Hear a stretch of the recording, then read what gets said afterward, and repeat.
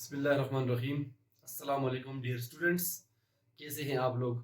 उम्मीद करता हूँ आप सब लोग खैरियत से होंगे। तो बच्चों, आज हाजिर हुआ हूँ सेकंड ईयर के एक और अहम टॉपिक जो कि हमारे पास है एसी थ्रू इंडक्टर। पिछले वीडियो के अंदर हमने डिस्कस किया था about the AC through resistor. वहां पर हमने इस बात को देख लिया था कि जब कभी किसी रेजिस्टर को हम सर्किट में लगाते हैं तो उस रेजिस्टर के अंदर हमारे पास जो फेज डिफरेंस होता है between the voltage and current वो हमारे पास जीरो के बराबर होता है। सो हमने वहां पर ये बात डिस्कस कर ली थी कि जब भी फेज डिफरेंस करंट और वोल्टेज के दरमियान में जीरो होगा तो ये totally power, totally energy circuit में से कंज्यूम करेगा, उसको इस्तेमाल कर लेगा। डियर स्टूडेंट्स, यहां पर मैं डिस्कस करने वाला हूं कि अब हम किसी भी रेजिस्टर के बजाय अगर इंडक्टर को सर्किट में लगाएंगे तो हमारे पास सर्किट के अंदर क्या चेंजेस आएंगी, ठीक है जी। और इंडक्टर सर्किट के अंदर कौन कौन से फंक्शंस को जो है वो अदा करता है या कौन से रोल जो है वो प्ले करता है, ठीक है। सबसे पहले मैं आपको समझाता हूं कि इंडक्टर क्या होता है। उसके बाद इंडक्टर के लिए मैं एक एक्सप्रेशन डिराइव करूंगा, उसका तरीका आप देख लेंगे।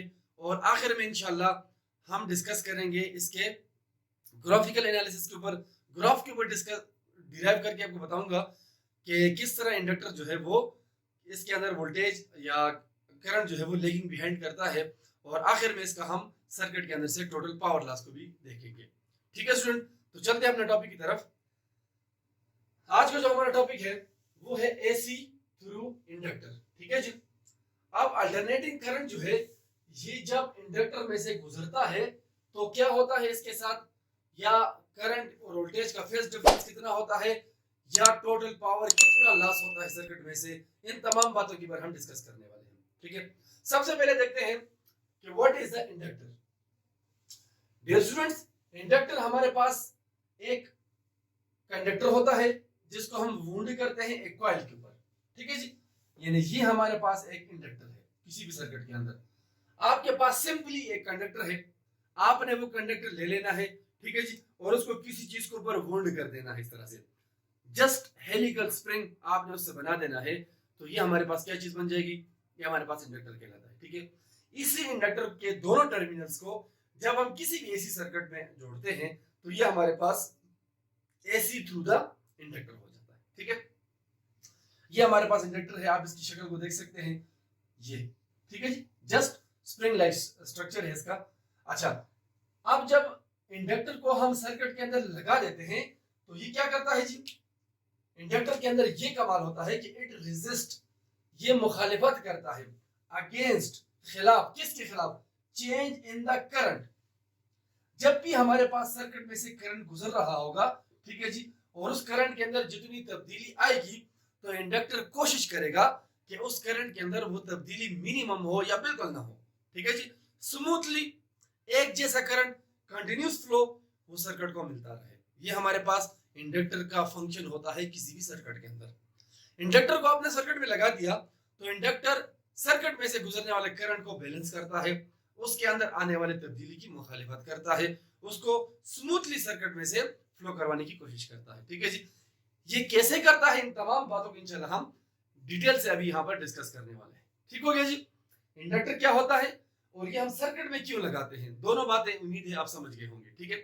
अभी मैं इंडक्टर सर्किट के अंदर जब लगा देते हैं तो इसके लिए एक एक्सप्रेशन ड्रॉ करने वाला हूं, आप जरा मेरे साथ साथ चलिए, आपको इंशाल्लाह समझ में आ जाएगी बात, ठीक है।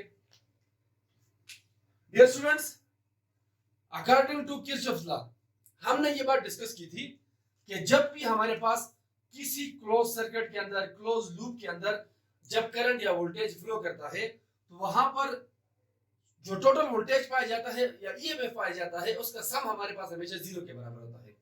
यहां पर आप देख सकते हैं मेरे पास एक वोल्टेज ये है, दूसरा हमारे पास ईएमएफ ये है, तो मैं इन दोनों को यहां पर जमा करूंगा तो मेरे पास इसका सम किस चीज के बराबर आएगा, जीरो के बराबर आएगा, और इसको मैं इक्वेशन नंबर 1 का नाम देता हूं, ठीक है जी।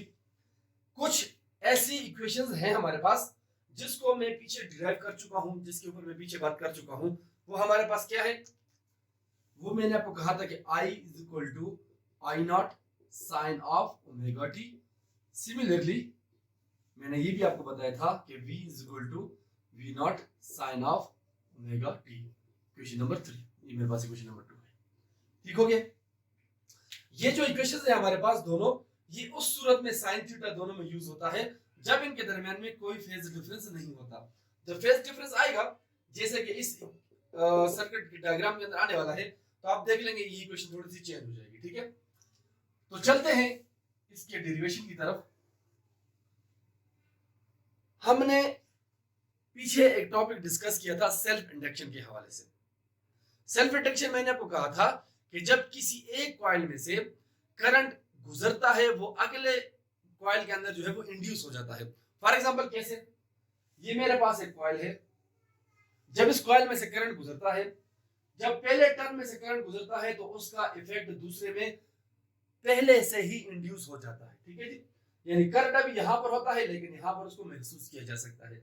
सिमिलरली यहां पर, सिमिलरली यहां पर, जो करंट आगे बढ़ता है तो उसकी इंडक्शन उससे पहले ट्रांसफर हो रही होती है। ठीक है, और इस सेल्फ इंडक्शन के लिए हमने एक फार्मूला डिराइव किया था, शायद आपको याद हो।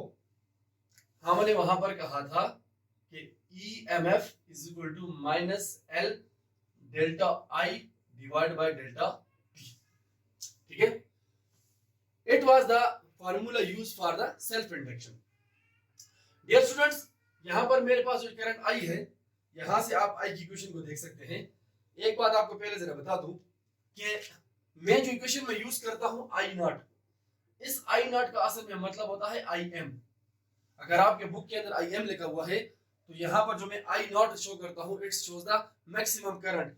और सिमिलरली अगर मेरे पास V नॉट होगा तो इट शोज द VM। ठीक है, ये आप अपने बात नोट कर लीजिएगा कि मेरा VI या VM जो है ये एक ही चीज होती है, इसके अंदर कोई फर्क नहीं होता।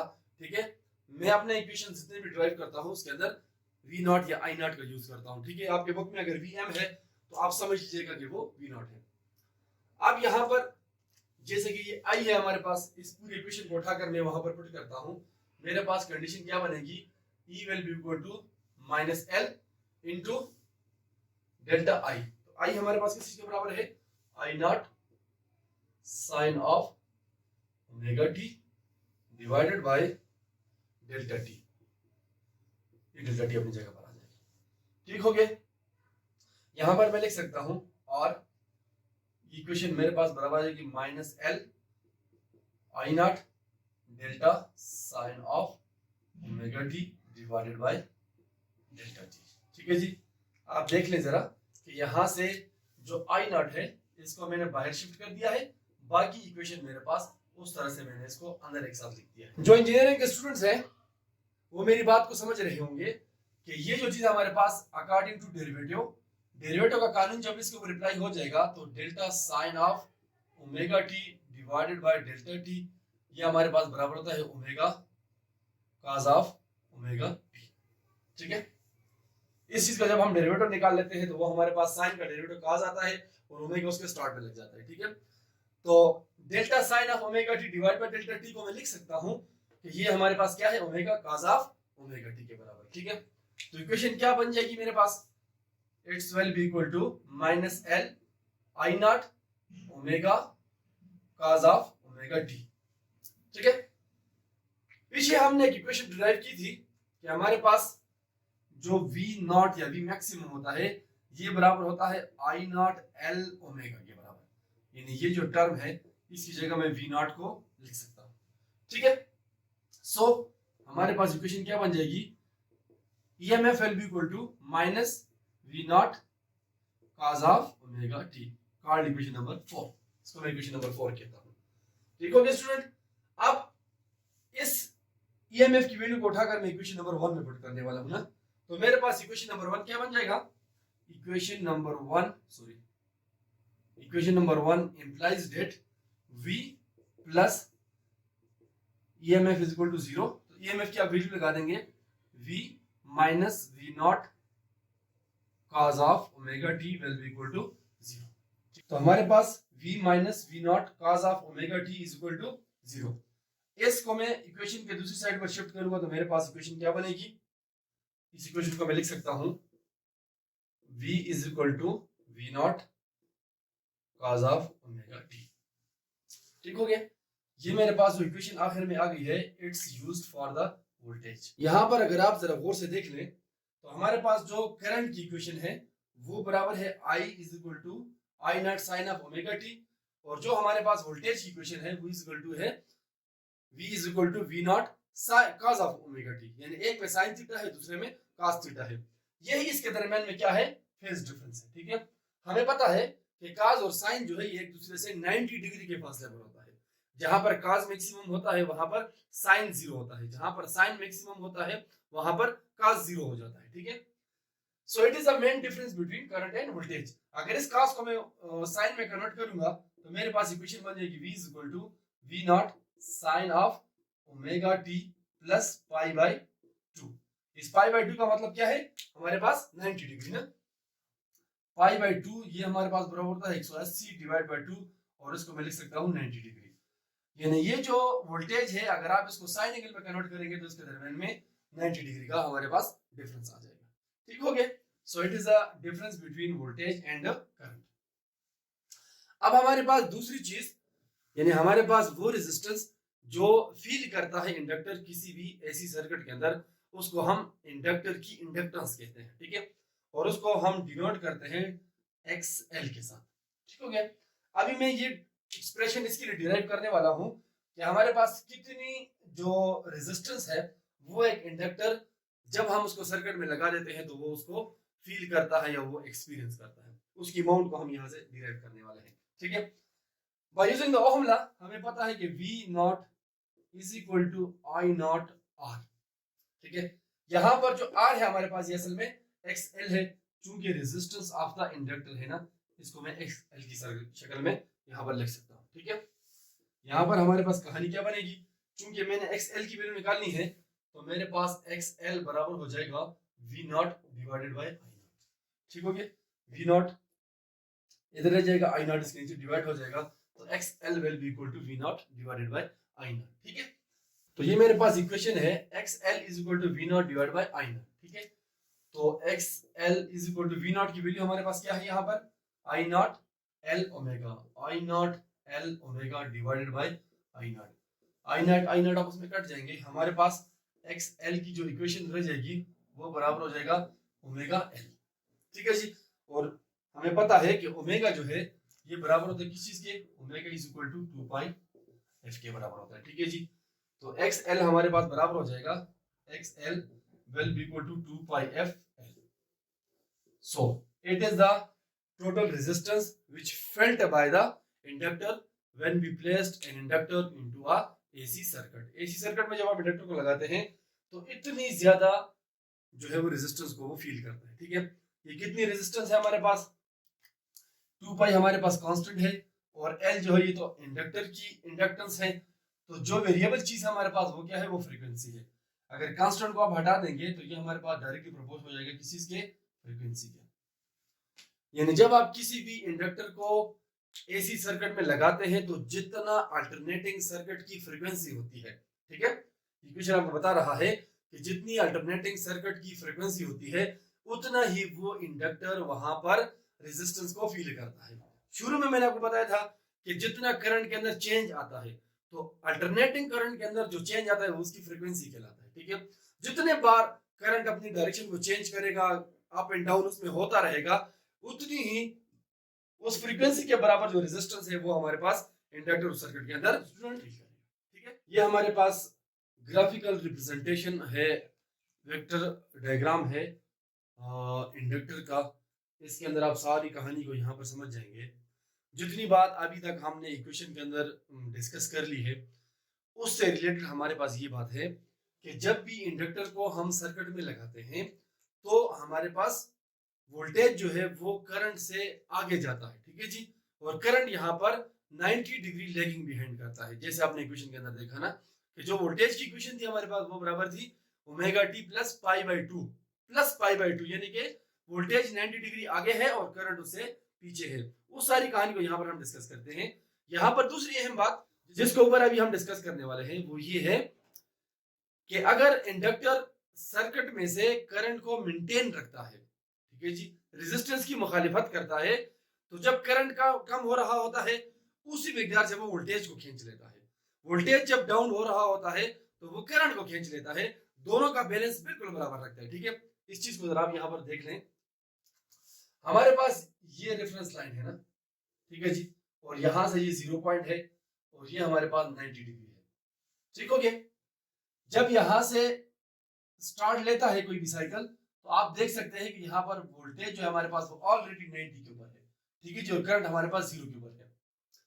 जब यहाँ से करंट आहिस्ता आहिस्ता बढ़ना शुरू करता है, उसी हवाले से वोल्टेज यहाँ से गिरना शुरू करता है। ठीक है जी, यहाँ पर जब आकर वोल्टेज 0 हो जाता है 90 डिग्री के ऊपर, तो यहाँ से हमारे पास जो करंट है वो मैक्सिमम हो चुका होता है।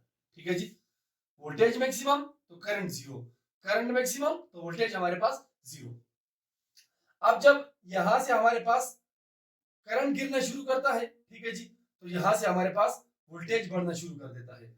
ये नेगेटिव डायरेक्शन में है ना, ठीक है जी, और यहां पर आकर नेगेटिव के ऊपर वोल्टेज मैक्सिमम हो जाता है और करंट हमारे पास यहां पर 0 हो जाता है। Again it's a -90। ठीक है जी, voltage maximum, current 0। Again voltage बढ़ घटना शुरू कर देता है, यानी रेफरेंस लाइन की तरफ मूव करता है, तो उसी हिसाब से हमारे पास करंट की मिकदार बढ़ना शुरू हो जाती है। यहाँ पर अगर हमारे पास करंट जो है वो मैक्सिमम हो जाता है और वोल्टेज अगेन जाकर 0 हो जाता है। ठीक है जी, इसी तरह से जब करंट गिरना शुरू करता है तो वोल्टेज बढ़ना शुरू कर देता है, वोल्टेज मैक्सिमम पॉजिटिव के ऊपर और यहाँ पर करंट हमारे पास अगेन जो है वो 0 हो जाता है। ठीक है जी, जरा चीज को फिर देख लें। वोल्टेज गिरता है तो करंट इंक्रीज होता है, करंट गिरता है तो वोल्टेज इंक्रीज होता है। ठीक है जी, इस फेज डिफरेंस की वजह से हर टाइम सर्किट के अंदर इंडक्टर जो है वो करंट और वोल्टेज की मिकदार को, एनर्जी के लॉस को बिल्कुल बराबर रखता है। स्मूथली आगे जितनी भी चीजें लगी होती हैं उसके लिए वो करंट की मिकदार को बराबर कर रहा होता है। ठीक हो गया स्टूडेंट, उम्मीद आप इस कंसेप्ट को समझ गए होंगे। इसके बाद जो लास्ट चीज हम डिस्कस करने वाले हैं कि कितना पावर लॉस होगा जब हम इंडक्टर को सर्किट में लगाएंगे। यहीं से आपको अंदाजा हो रहा है कि किसी किस्म का भी पावर लॉस नहीं हो रहा, क्योंकि जब करंट कम होता है तो वोल्टेज को वो इंक्रीज करता है, वोल्टेज गिरता है तो करंट को इंक्रीज करके ओवरऑल जो सर्किट की रिक्वायरमेंट है उसको बराबर रखता है। ठीक है, ये हमारे आज के दिन का लास्ट टॉपिक है कि power loss of the inductor into AC circuit. जब हम इंडक्टर को सर्किट में लगाते हैं तो हमारे पास कितनी पावर लॉस होती है। पावर लॉस का फार्मूला हमारे पास IV, यहां से हम इसका एवरेज निकाल रहे हैं। ठीक है जी, तो अभी हमने पढ़ा कि I = I0 sin of omega t, और इंडक्टर के केस में हमने पढ़ा कि V = V0 cos of omega t। Sine जो है वो करंट के लिए, cos जो है वो वोल्टेज के लिए। तो I0 V0 को मैंने बाहर लिखा, अंदर sin omega t and cos omega t। sin और cos ओमेगा t जब आपस में मल्टीप्लाई होते हैं तो इसका एवरेज हमारे पास 0 के बराबर होता है। ठीक है जी, तो power is equal to I0 V0, इनका मल्टीप्लिकेशन हमारे पास 0 के बराबर आ जाएगा, इनका मल्टीप्लिकेशन 0 के बराबर आएगा, तो 0 इसके साथ मल्टीप्लाई होगा, हमारे पास टोटल पावर लॉस जो है वो किस चीज के बराबर आ जाएगा, 0 के। अभी मैंने आपको बताया भी कि इंडक्टर जो है वो किसी भी किस्म का पावर जो है सर्किट में से लॉस नहीं करता। ये क्वेश्चन भी आपको यही बता रहा है, किसी भी किस्म का पावर लॉस जो है सर्किट में से नहीं हो रहा। डियर स्टूडेंट्स, उम्मीद है आप टॉपिक को समझ गए होंगे। हमने आज पढ़ा कि इंडक्टर को सर्किट में लगाकर हम उसका बिहेवियर देखेंगे, इंडक्टर को हम सर्किट में क्यों लगाते हैं, उसके लिए हमने इक्वेशन डिराइव की, उसके लिए हमने उसका फेजर डायग्राम के ऊपर उसकी स्टडी की, उसका टोटल पावर लॉस जो है वो मैथमेटिकली यहाँ पर प्रूफ कर दिया है। ठीक है, उम्मीद है आप समझ गए होंगे। कोई बात आपको समझ ना आई हो तो कमेंट बॉक्स में उसका इजहार जरूर कीजिएगा। मुझे अपने दुआ में याद रखें। Thank you and Allah Hafiz.